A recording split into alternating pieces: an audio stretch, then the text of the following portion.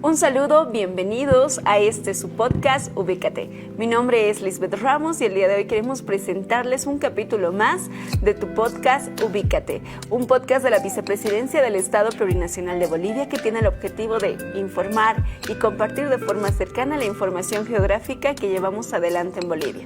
El día de hoy nos encontramos muy bien acompañados y quiero saludar a Ale, a Katia, a César. Es un placer tenerlos nuevamente en este espacio y poder compartir toda una serie de información que seguramente va a ser de gran beneficio para todos nosotros. ¿Cómo estás, César? Hola, Alice. Buenas tardes. Ale, ¿cómo estás? Ya te teníamos reservado desde el primer podcast. Bienvenido otra vez. Katia, felices de tenerte acá. Es nuestra nueva integrante de GeoBolivia, de la Vicepresidencia en realidad. Trabaja en la unidad de GeoBolivia. Y bueno, ahora empezamos con el capítulo final, el capítulo 4 de esta primera temporada, el cual va a buscar resumir algo, un poco, de los 3 capítulos que tuvimos antes. Vamos a sacar ideas fuerza, como habíamos hablado en una primera etapa, y sobre eso ir desarrollando, ¿no? Esperamos que la gente pueda compartir con nosotros. Tenemos varios comentarios que hemos recibido en los anteriores podcasts. Gracias más bien por la participación y por tenernos presentes en estos días que hemos sido parte de sus vidas por unos 15, 45 minutos. Sí. Tenían que ser 45 minutos, pero me parece que nos hemos alargado. Nos hemos alargado en algunos. Entonces, bueno, Ale, Katia, yo voy a empezar hablando sobre el uso del dato, ¿no? En el primer podcast hablábamos con Max, justamente, con Ale, sobre este tema del uso y la importancia del dato. Yo me he quedado con la parte principal, que es qué momento se vuelve gasto, en qué momento se vuelve inversión el dato. Y había una frase que decía Max justamente sobre la utilidad del dato. ¿A qué me refiero? Y voy a hablar en palabras coloquiales. De un mismo cuero tienen que salir varias cintas, ¿no? Entonces ahí tiene que venir, y entiendo que, por ejemplo, vamos a ir a un ejemplo, el tema del catastro. Entonces el tema del catastro lo vendes al municipio, lo vendes al alcalde y le dices: esto es para temas impositivos, para que conozcas tu municipio, para que planifiques y hagas tu PTDI. Pero esta información, ¿de qué nos sirve? Esta información tiene muchos usos, ¿no? En el tema comercial, no sé si se acuerdan que Pablo hablaba sobre la reventa y regeneración de nuestros datos, ¿no? Reprocesamiento de nuestros datos, decía el Pablo, y que al mismo tiempo el propio gobierno o el propio boliviano compraba sus datos nuevamente. ¿A qué me refiero con esto? No sé si han visto en LinkedIn, yo sigo a un compañero, se llama Federico Arias. Federico Arias hace análisis estadísticos con datos abiertos, ¿no? Y entonces él te dice dónde poder poner un buen negocio. Si quieres abrir una hamburguesería, te hace un análisis espacial a las hamburgueserías que existen ya en el mercado, te dice cómo está avanzando el negocio. Entonces, los datos del catastro tienen N usos, ¿no?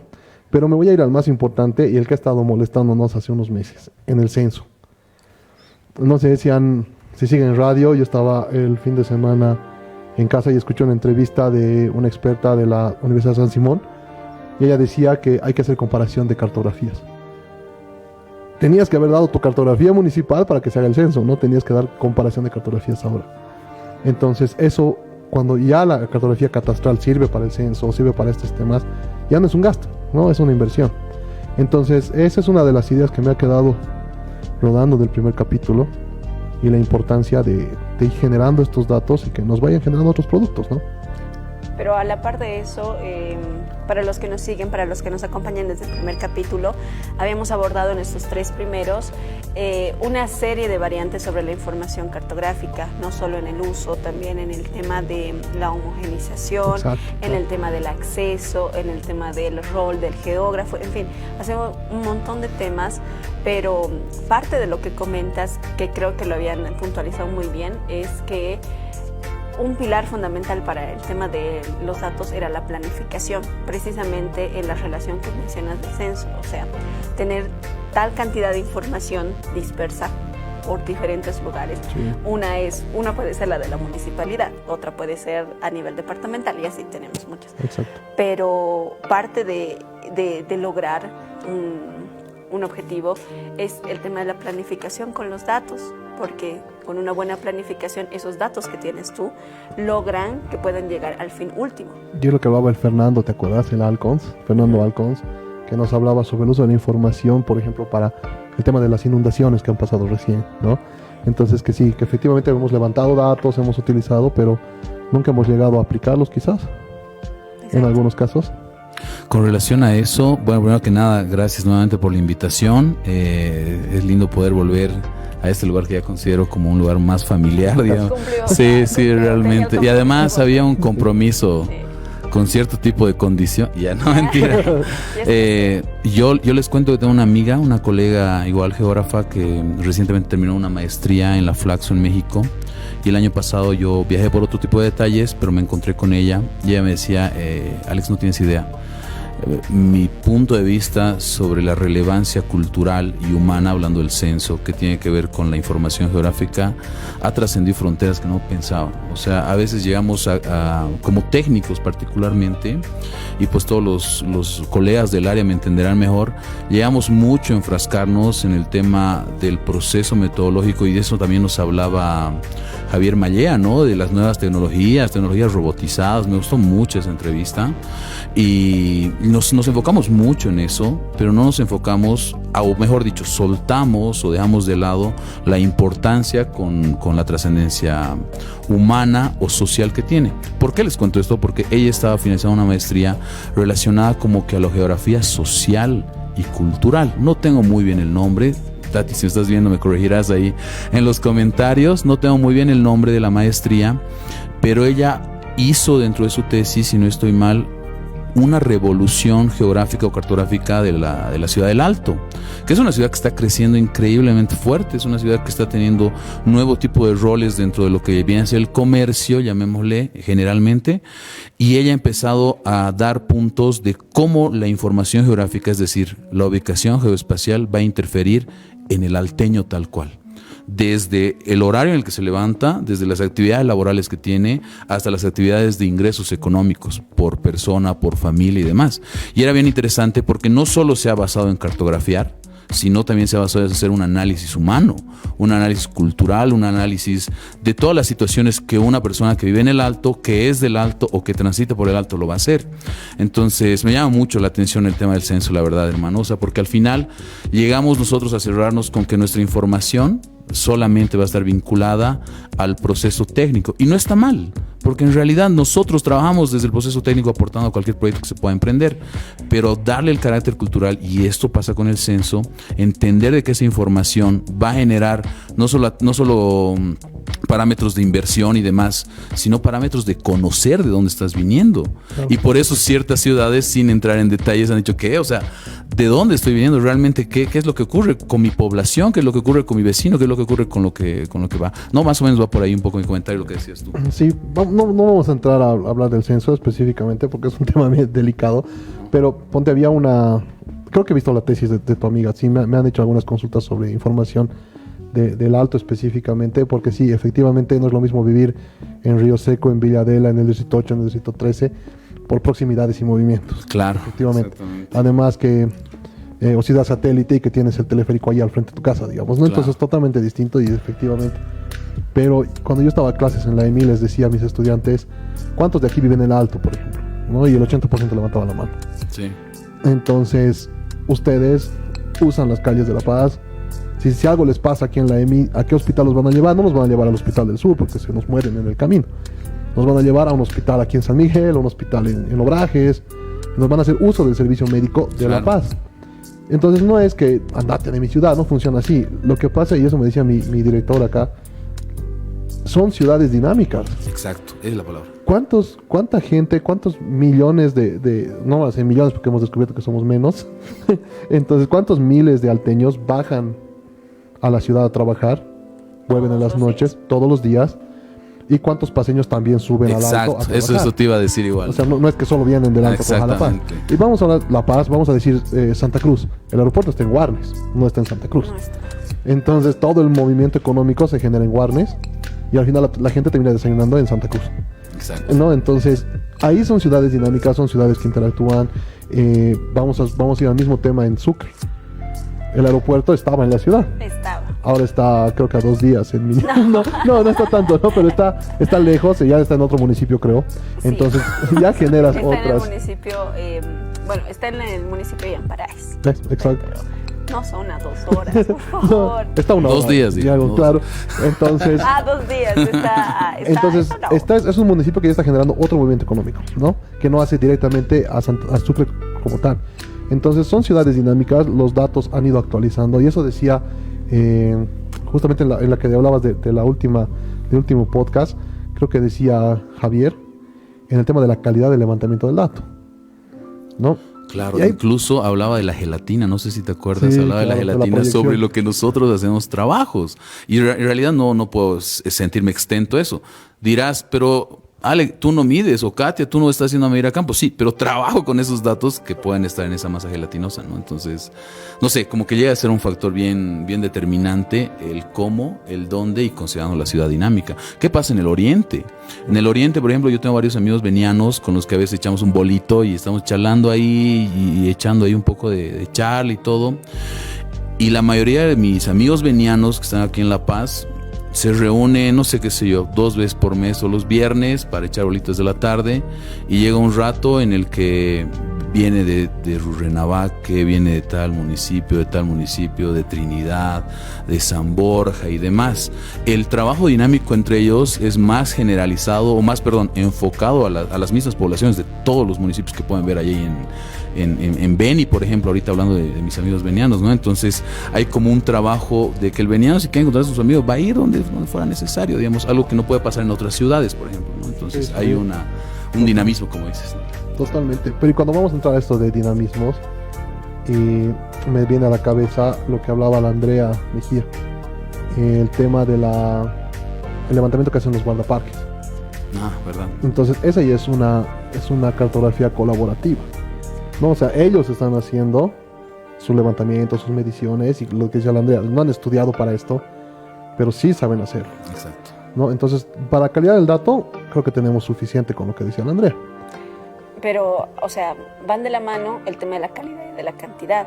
Al principio decíamos que teníamos tal vez una gran cantidad de datos de diferentes fuentes, Sí. y que en el marco de homogeneizar esa información, Nilton de Perú, que nos acompaña en uno de los capítulos, El segundo.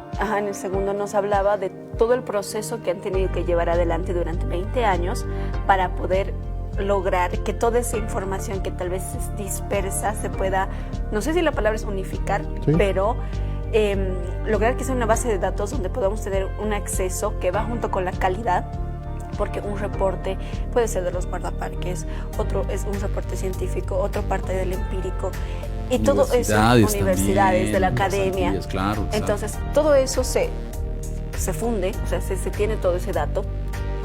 ¿Qué filtros tenemos para medir esa calidad? ¿Y qué filtros tenemos para identificar que toda esa masa de información está cumpliendo el objetivo? Como decía Andrea, que se tenía una gran cantidad de información, pero la tengo acá, digamos. No estaba estructurada, sí. No estaba estructurada. ¿A dónde la llevo? ¿Cómo la voy a utilizar? ¿Hacia dónde es el camino para hacerla? Entonces, tenemos calidad de dato, pero ¿lo estamos utilizando? O sea, yo pienso que parte mucho de eso, porque se puede tener muchísima información en cantidad, Sí. se puede unificar para la calidad, pero se termina ahí. O sea, ¿dónde vamos? Y es lo que nos decía un poco Andrea. O sea, ¿cuál es el fin último ¿A de dónde? eso? ¿A dónde va a llegar, digamos? Sí. Ya, mira, voy a ir por 2 caminos. Si me equivoco, me ayudan a corregir, porque es interesante lo que planteas y tienes mucha razón. En el tema que estamos mezclando, y eso decía el Javier Mayer, la ética está relacionada con la calidad del dato. Entonces, si yo te digo que está a 1 milímetro de precisión, es como tú lo estás levantando el dato, y eso te va a dar un cierto nivel de calidad de dato. Claro. Y tu ética está en garantizar que se haya levantado como tú has dicho que se ha levantado. Entonces, yo como guardaparque no puedo decir que el punto GPS está con una precisión de 1 milímetro, porque es mentira. En la vida va a pasar eso. Claro. Pero ahí tenemos que separar. Y ahí decía el Nilton, ¿en base a qué se han hecho estos datos? O sea, la homogenización. Y la Maribel Roca ha preguntado en el capítulo, no hemos podido responderte, Maribel, perdón. Pero yo lo he entendido así, ¿no? O sea, el Nilton dice, hemos elegido el catastro, todas las variables que se levantan en catastro, y en base a eso hemos homogenizado la información.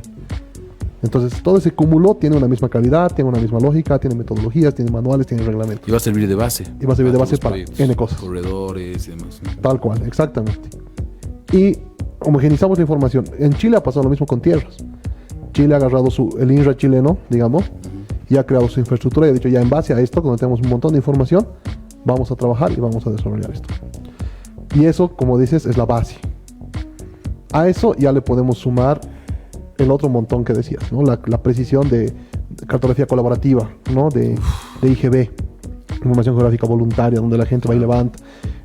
Hace unos días ha habido un mapatón, no sé si han participado, para identificar comunidades que han sido víctimas, que han sido... Los demás fue la geográfica de la UMSA, ¿no? Los Youth Mappers de la UMSA. Sí. Es un capítulo de los Youth Mappers que está en la UMSA. He visto que participó la EMI, creo que Cochabamba también. Pero ahí es cartografía donde vamos a dejar de lado un poco la precisión, pero vamos a sumar lo que dices, ¿no? El volumen del dato. Exacto. Entonces tengo el dato, o sea, ya sé que existe una comunidad. No es precisa, o sea, no voy a lograr llegar al milímetro, pero ya está el dato. Entonces ahí tenemos que diferenciar esos dos caminos, creo. No sé si... Yo estoy un poco ansioso por lo que va a decir Katia, porque ya un rato en el que está como que observándonos y... Tú digas, ¿no? De esos compañeros, sí, de esos compañeros están en la mesa y hablan y ilumina toda la conversación. Sí, Katia, te escuchamos.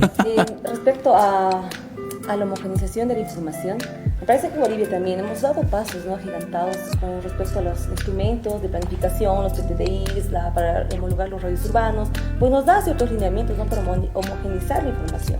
En catastro también la última guía que se ha aprobado para los catastros, igual del año 94 que tenemos este reglamento de catastro, nos ayuda mucho para poder homogenizar, pero lo complejo es que es en solamente ciertas áreas, ¿no? El uso del dato es importantísimo. En el primer capítulo que veíamos del podcast, ubícate, justamente con el ingeniero aquí presente, pues él nos hablaba lo importante que es el uso del dato. Y efectivamente, ¿no? Porque si tienes un buen dato, si tienes una buena calidad del dato, pues vas a mejorar las decisiones. Vas a poder aportar a estrategias, a políticas, vas a optimizar, vas a maximizar, y yo lo digo así, ¿no? Optimizar la información. Vas a poder revalorizar el dato.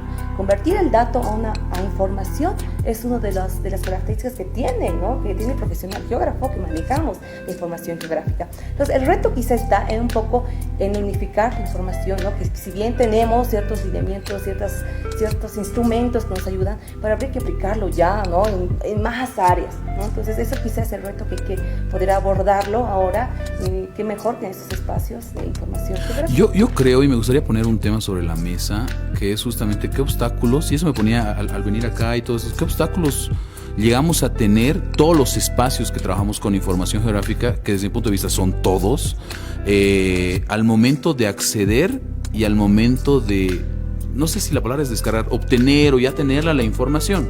Evidentemente sabemos que a la fecha todo es Drive, ¿no? O sea, todo lo que está en la nube. De hecho, GeoBolivia justamente aporta eso, digamos. No es Drive. No en Drive, pero entendemos el concepto, digamos, ¿no? Exacto, tener plataformas de descarga, en otras palabras, en tiempo real y online, digamos, ¿no? Ya dejando de lado nuestros amados flashes, no sé si te acuerdas que era increíble. Me acuerdo que tenía amigos en la U y siendo un poco jocoso, que literal agarraron sus discos duros de 1 tera ahí en la U y decían, yo tengo esta información. Y eso hablábamos también, ¿no? En mi curso había 2 gigas y eras el tío. Y era 1 tera, no hemos Pero visto. no sé, dentro de mi punto de vista, y los escucharé también a ustedes, yo creo que el principal obstáculo de poder acceder a la información es la poca propaganda, digamos, la poca socialización de la información, ¿no? Es lo que decía Liz hace rato, ¿no? O sea, puede venir cierto profesional en un tema, digamos, de medio ambiente o de recursos naturales y mostrarte información. Tú puedes mandar tus brigadas de campo, puede estar el municipio con otro trabajo, el gobierno central con otro trabajo en el mismo lugar y de repente con ciertos similares proyectos, pero no sabíamos de la información de los demás. Y esto me pasó cuando estaba trabajando en tierras, ¿no? Hubo un proceso directo de que yo llegaba a cierto lugar y no faltaba el señor que me decía, Inge, yo ya tengo en croquis levantado mi plano, iremos con mi croquis. Y era pues obviamente un croquis hecho a mano por un comunario de allá y todo, pero no sabemos cuán difundido está y demás, ¿no? Eso me llama a mí mucho a pensar, particularmente en el tema de que cómo voy a acceder a algo si realmente no sé de la existencia de eso, ¿no? Entonces, no sé, me gustaría dejar eso sobre la mesa, ¿no? Pero sobre ese punto, también para la audiencia que nos esté escuchando, habíamos tenido un un fenómeno peculiar, quiero decir, en los primeros capítulos, y es que para todos los que nos escuchan y nos siguen, todos los expertos de la mesa, los tres que están con nosotros, son especialistas en información geográfica. Los tres que están acá. De la mesa cuadrada. Estás entrando en eso. Ya al escucharte, sabemos que estás entrando en eso por cierta terminología. Estoy especializado.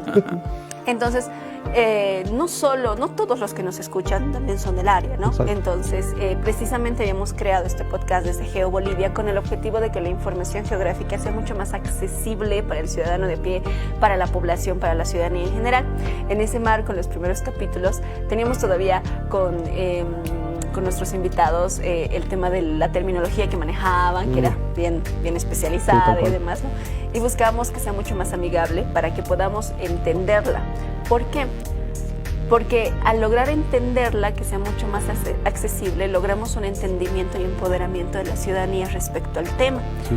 Y lo pongo en mesa porque tiene relación con lo que dice Ale. Hay una investigación de la academia, hay información, hay datos, tenemos todo. El mismo no se socializa, no se termina de informar, entonces es como una información muerta. Y aunque no se socialice, y aunque se socialice, aunque lleguemos hasta el ciudadano así de forma tan cercana, falta, creo yo, el componente en el que podamos decirle al ciudadano: esta información te sirve para esto, o sea, este es el objetivo, esto es lo que te va a dar esta información. Y lo menciono también porque abordamos eso y le decíamos, o sea, a ti, ¿para qué te interesa saber sobre información geográfica? Para saber dónde estás, a dónde vas, y parte mucho de lo que habíamos abordado como dato curioso de cómo nació la información geográfica, ¿no? Era con este estudio que se realizaron en el ámbito médico para ver dónde eran las fuentes de una infección. ¿Verdad? De la experiencia que tuve ahí con del la cólera. doctora. Entonces, creo que esa es una respuesta mucho más simple, mucho más cercana, como parte de lo que dices, de que este tipo de información nos sirve para esto, ¿no? Para dar respuesta al ciudadano. Entonces, yo identifico ahí un obstáculo, ¿no? De cómo codificamos y decodificamos la información desde la academia, desde las instituciones especialistas hasta el ciudadano, para que el ciudadano se empodere y pueda decir: sí, me interesa esto, por lo tanto accedo a la misma y contribuyo, porque lo siento cercano. Pero siento que ese es el obstáculo, ese puente que no se termina de construir. No logro comprender bien el tema de la codificación. ¿Te refieres al momento de darlo como parte? No lo veas tan técnico, no lo veas tan técnico. Ya Yo lo veo técnico, pero de esta forma de que, es que sabes que en la codificación, por ejemplo, nosotros hemos revisado las capas de GeoBolivia. Ya. Tenemos 1600 capas. Entonces, entre lo que hurgábamos, he encontrado que hay una capa, por ejemplo, que te muestra la evolución de los censos en Bolivia. O sea, cada departamento con un campo y te dice cómo ha ido creciendo su población. Pero está ahí y nadie la ubica, esa capa, en la plataforma. Entonces, está en idioma geógrafo, si quieres, exacto. pero necesitas contar una historia con eso. Claro. Y eso hablábamos con el Big Data cuando estaba el Pablo, y el Pablo decía: lo que necesitamos es, tenemos mucho dato, y lo mismo ha dicho Javier, ¿no? Tenemos una inmensidad de datos, pero el tema es que esos datos tienen que volverse información. Exacto. Tienen que volverse una historia. Entonces, si no pasa eso, el dato no sirve para nada. Entonces, ahí nos cortan bastante este tema, y creo que entiendo eso de lo que dice la Liz. Lo hablamos tan geógrafo que, o sea, la gente no nos entiende, ¿no? Justamente, querido César, un tema que yo quisiera también desarrollar es el tema de la concientización en todos los espacios donde hay manipulación y tratamiento de información geográfica. ¿Y a qué quiero llegar con esta concientización? Que también va para mí, ¿no? O sea, que va para todos. Es el tema de que a veces somos muy recelosos de compartir información, y hasta cierto punto yo podría entender. Porque hay información que es específicamente para el trabajo que tú estás desarrollando, digamos, ¿no? O sea, y eso puede generar, digamos, de que empecemos a recelar esta información, ¿ok? Creo que he abierto una caja de Pandora para todos nuestros amigos que están viendo, porque al final, y no me van a dejar mentir los colegas y los que estamos acá en la mesa cuadrada, y no me van a dejar mentir que ir a campo y obtener información es recurso que ir a campo y obtener información es logística, es personal y es una planificación, que para mí lo más esencial es la planificación de todo, ¿no? Y eso, sin duda alguna, no solo eroga gasto económico, eroga gasto en tiempo, eroga gasto en un esfuerzo, me refiero mental, ¿no? En un esfuerzo de utilizar tu profesión para poder desarrollar un proyecto. Pero yo creo que hay maneras, y tal vez relaciono en ese sentido la codificación que nos mencionaba Liz, hay maneras de poder hacer accesible tu información bajo ciertos lineamientos, sin perder la importancia de que la información que tú has obtenido es para cierto proyecto de una empresa, no sé, de una organización y demás, ¿no? Entonces, ese tema también creo que es importante sobre la mesa, ¿no? Y parte de eso, porque ustedes como especialistas, o sea, manejar la terminología, la etimología de sus palabras es normal, porque han estudiado para eso. Pero para nosotros, ciudadanos comunes, falta ese puentecito, a eso me refería. Así es. Yo realmente me siento muy preocupada por el tema del acceso a la información, que lo han tocado también en el segundo capítulo del podcast. Y para nosotros que somos generadores de información, pues nos hace complejo, ¿no? Porque muchas veces, lo decía la ingeniera, nuestra invitada, que pues uno solicita información y qué es lo que nos dan. No solamente vamos a hablar de las instituciones públicas, privadas y donde uno va, ¿no? Claro. Como son súper celosos de su información y se entiende algunos temas, pero sucede que en muchos casos, pues lo que nos decía la invitada, ¿no? Te entregan una hoja y tú tienes que descifrar esas coordenadas y es hacer un doble esfuerzo. ¿Y qué pasa ahí? Se rompe la cadena de la transformación, del procesamiento de la información geográfica. Claro. ¿Por qué? Porque esta cadena empieza justamente en la recopilación de la información. Entonces, la primera fase es esa, ¿no? Obtener la información, y sería mucho mejor que se obtenga, como decía nuestra invitada, de manera cruda, o que sean una base de datos, o editable, como yo lo denomino. ¿Para qué? Para que lo que hacemos, transformamos este dato en información, pues podamos hacer el análisis, la interpretación. Si tienes una buena información base, lo que vas a producir, pues, es un resultado transparente. ¿Por qué? Porque desde el inicio de la cadena de tu información ya estás obteniendo una información válida. Sucede lo contrario muchas veces, que compartimos información cerrada, no editable, en un JPG, en una hoja. Entonces duplicamos el esfuerzo, tenemos que volver a georreferenciar, tenemos que volver a digitalizar, perdemos más tiempo. Entonces, ¿qué pasa? Al final nuestro resultado va a ser una información poco fiable, ¿no? Porque desde el inicio de esta cadena de transformación, de procesamiento que nosotros los geógrafos hacemos, ¿no? Se va obstaculizando. Entonces, qué importante es acceder a la información.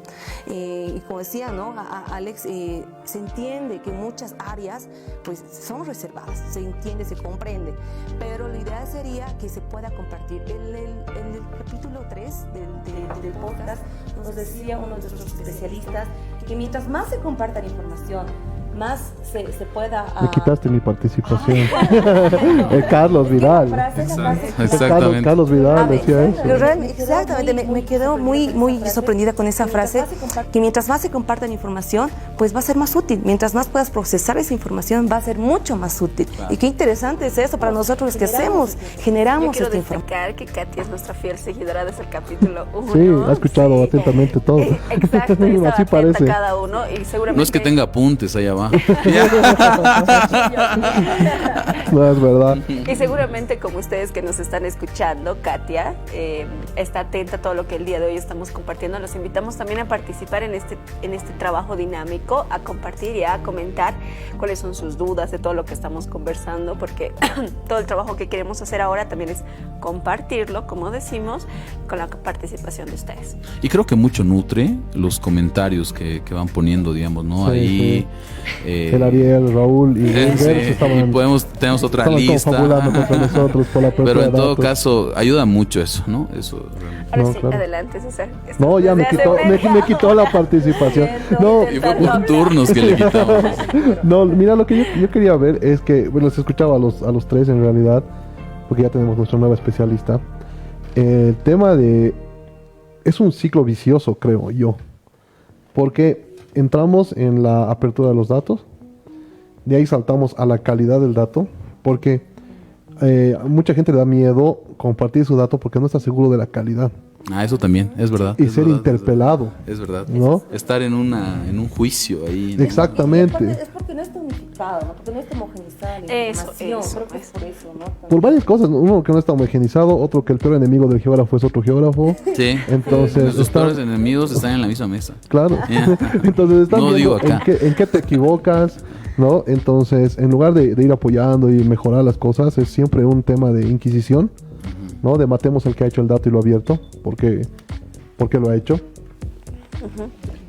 Entonces ahí nos deja como que un vacío flotante, ¿no? Entonces tenemos cómo compartir, tenemos la revalorización del dato. Bueno, les decía que era un ciclo vicioso este tema de la información. ¿Por qué?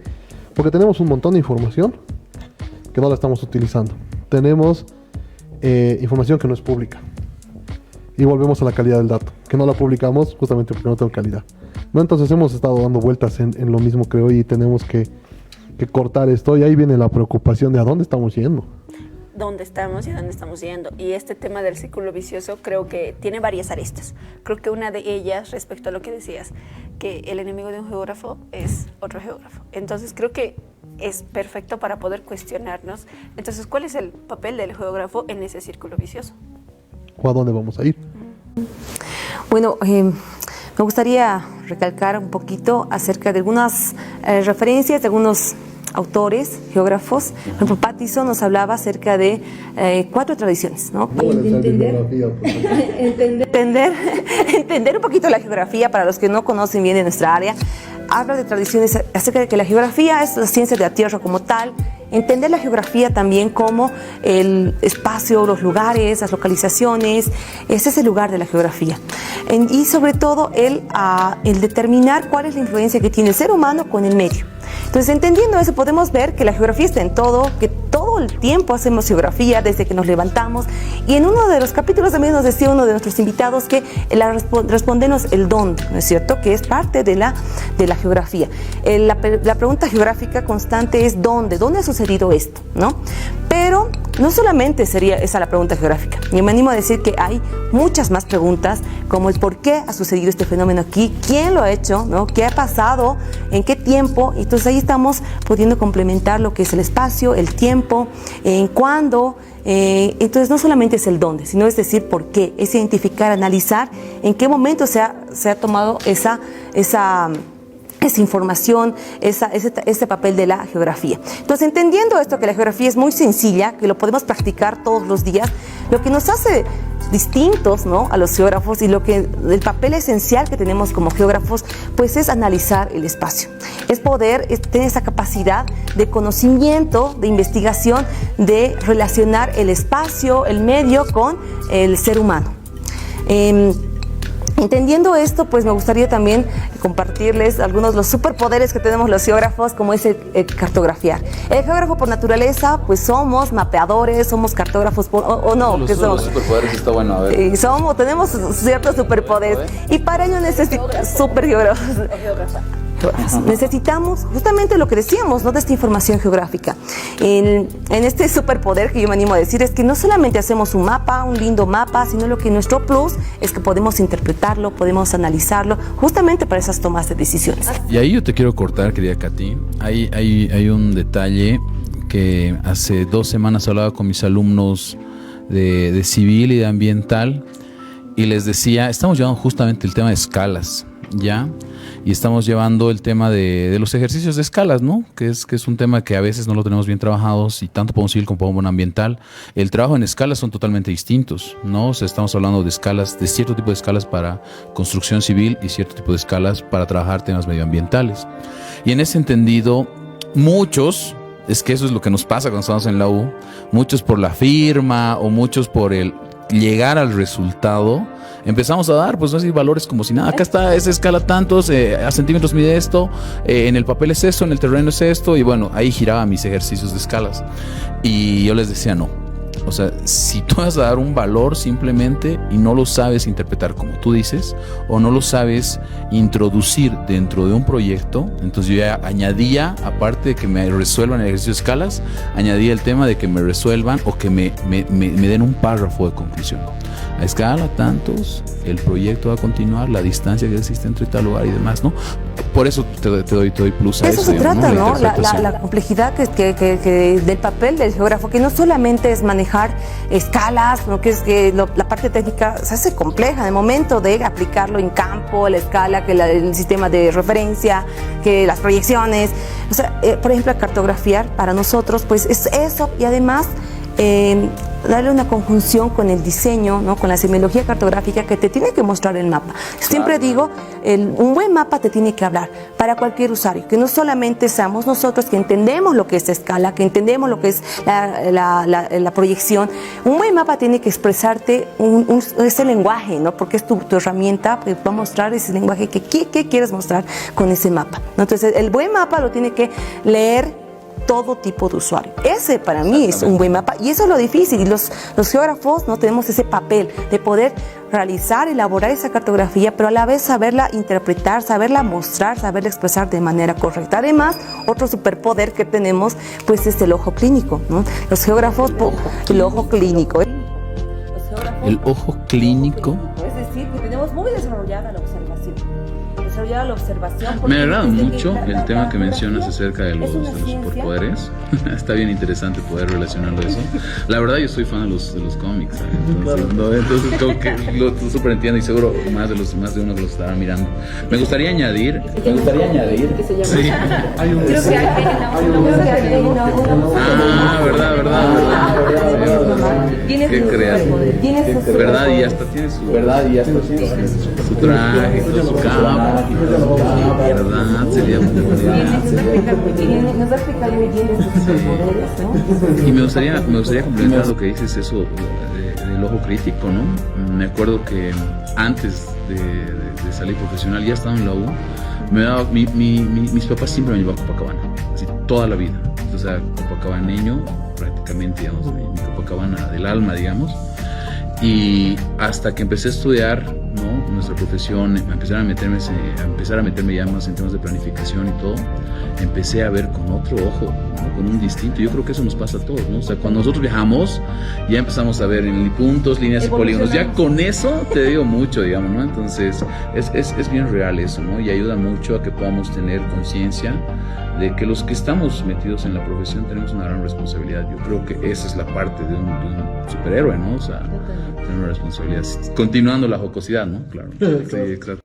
Realmente para nosotros como GeoBolivia, como Vicepresidencia del Estado, es muy enriquecedor todo lo que estamos haciendo con estos podcasts, con Ubícate. Y en esta primera temporada de 4 capítulos que cerramos el día de hoy, hemos tocado tantos temas y hemos puesto tantos desafíos sobre la mesa, que eso es una respuesta clara a que estamos avanzando en este tema de la información geográfica. Por eso les agradecemos el hecho de que nos compartan el día de hoy toda su experiencia. Y bueno, ya finalizando el programa, tenemos mucho de qué hablar, pero nunca terminaríamos. Claro. Ya finalizando el programa, les agradecemos su participación y los invitamos por favor a poder dar una despedida, unas conclusiones y bueno, comprometerlos otra vez a que nos acompañen en un nuevo programa. Entonces adelante, por favor. Katy, porfa. Bueno, muchísimas gracias. Efectivamente, estos espacios de información son muy útiles para poder determinar cuáles son los nuevos desafíos a los que nos vamos a enfrentar. Y de hecho, felicito al podcast Ubícate, porque es un primer podcast donde podemos hablar de esta información geográfica, exclusivamente de geografía. En mi manera de conclusión, pues el día de hoy hemos podido enlazar el papel del geógrafo, el uso que tenemos acerca de la información geográfica, el acceso que sería muy bueno que sea accesible para todos, ¿no? La importancia de los datos, de la calidad de los datos y bueno, ¿no? Lo importante que es para producir, para no cerrar esta cadena, para no cortar la cadena de transformación y de procesamiento de la información geográfica. Un saludo para todos mis seguidores. No, mentira. Realmente gracias por la invitación a todos los que son parte de este proyecto, todos los que son parte de este equipo aquí a la cabeza de César Echeverría. Le vuelvo a decir lo que dije cuando comencé, ¿no? O sea, realmente se siente la familiaridad acá. Yo creo que es uno de los objetivos que buscamos con aquellas personas que nos están siguiendo o aquellas personas que se detienen un momento a escuchar este corto podcast, porque al final lo que buscamos básicamente es poder, desde mi punto de vista, aportar con ciertas experiencias, haciendo este resumen, ¿no? De lo que buscábamos con nuestros invitados, poder generar conciencia, 1, y 2, poder tomar medidas, ¿no? O sea, desde donde estamos, creo yo que podemos tomar medidas.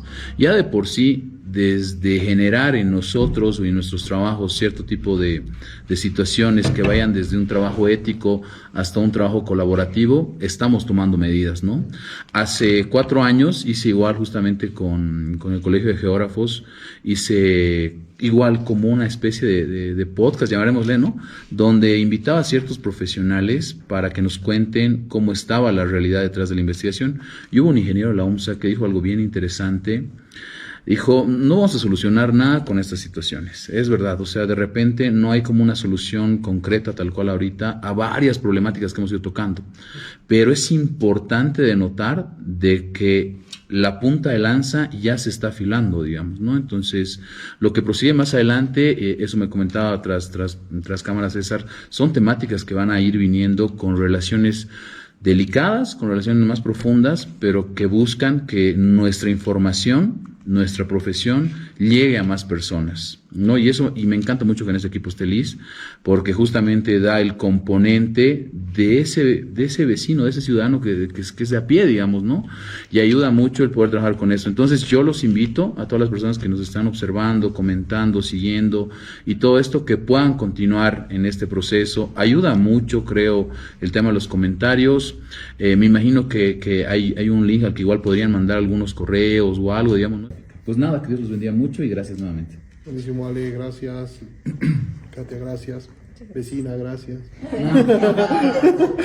Gracias, Liz, por todo esto. Nos ha quedado mucho por hablar. El tiempo pasa muy rápido cuando la conversación es fluida. Verdad. ¿No? Y entonces todos podemos hablar, es muy, muy rápido. Nos quedan muchos temas y como decía Lale, ya tocan temas distintos más adelante. Esto era como una introducción. Vamos a tocar algunos temas delicados, sí, efectivamente. Y recojo tu última propuesta, ¿no? Del tema de invitados. Más allá de una lista de invitados, es temas que quieran tocar. Nosotros desde la Vice tenemos una idea. Y queremos hablar, hay un tema de género que queremos conversarlo con nuestras geógrafas, porque habrán visto que hay muy poca participación. Nos ha costado conseguir que la Katia entre a la oficina para que venga a hablarnos. Entonces, no tenemos mucho movimiento. Si bien son altas mujeres geógrafas, no es tan visible su participación, ¿no? Esa es la verdad. Muchísimas gracias a Ale, Katia, César por acompañarnos y a todos ustedes que el día de hoy también nos han acompañado a la distancia. Les agradecemos que estén con nosotros en este último capítulo de la primera temporada y los invitamos a estar atentos porque vamos a empezar pronto con la segunda temporada con una gran cantidad de temas y con el objetivo claro de saber a dónde estamos para saber a dónde vamos. Esto fue el podcast Ubíquete de la Vicepresidencia del Estado Plurinacional de Bolivia. Muchas gracias. Hasta la próxima. Pachi.